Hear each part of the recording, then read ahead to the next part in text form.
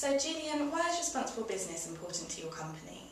Well, I think it defines who you are and it also supports you in the companies that you work with, and it just makes sense. It's doing the right thing for the right reasons, and my belief is if you do the right things for the right reasons, your business will be successful.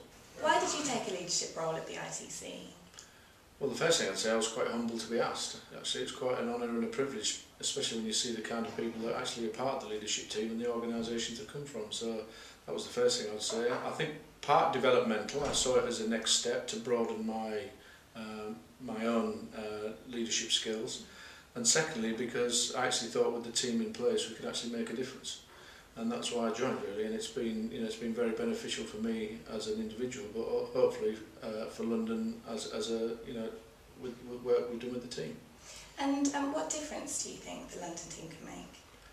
Well, I think London is a very special city. I think not just in the context of the UK, but if you think about it as a it's an area that whatever's happening is always attracting diverse groups into it, individuals and groups.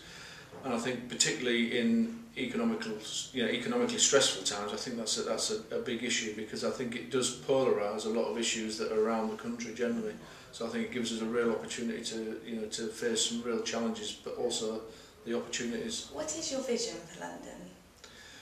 I think because of the way London is perceived, I think people see London as very affluent, but if you only have to turn off a main road into some of the residential areas in and around the centre of London to see that it has got some real issues and some real problems that aren't usually associated with capital cities. And I think when you go behind the scenes and when you sort of look under the carpet, there are some real issues that I think need addressing.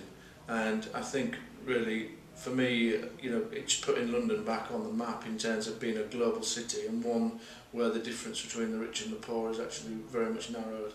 When we surveyed our leaders in 2010, there's an important part of their leadership was to support future leaders to be responsible. How are you supporting responsible leaders at your company? I think one thing I've noticed is that children in school and students at university are actually getting exposure to social issues, and I think generally they go into industry and they tend to not get involved until they've actually made a name for themselves in the industry. And I think there's a big gap there between between university and people reaching positions of influence within their company. And I think that's the real opportunity to actually give graduates and undergraduates exposure to issues in the community, and then really working with those people to make sure that it's embedded in them from a very early age in their careers, in their industry, so it's something that they grow up with, as opposed to something that they don't get exposure to until later in their careers. What are the future challenges facing your industry, and how can responsible business practices help to address them? I think our industry is recognised, the construction industry is recognised for being the first to suffer in any economic downturn and the last to recover. And generally when people leave the industry, they don't come back. And so we've always got this cycle of demand outstripping supply, and then supply outstripping demand, and that puts real tensions, particularly around training and particularly around working with local communities to deliver training and to be able to provide economic certainty within the industry for people in some very poor areas. So I think that's one of the key real challenges that we're always going to suffer.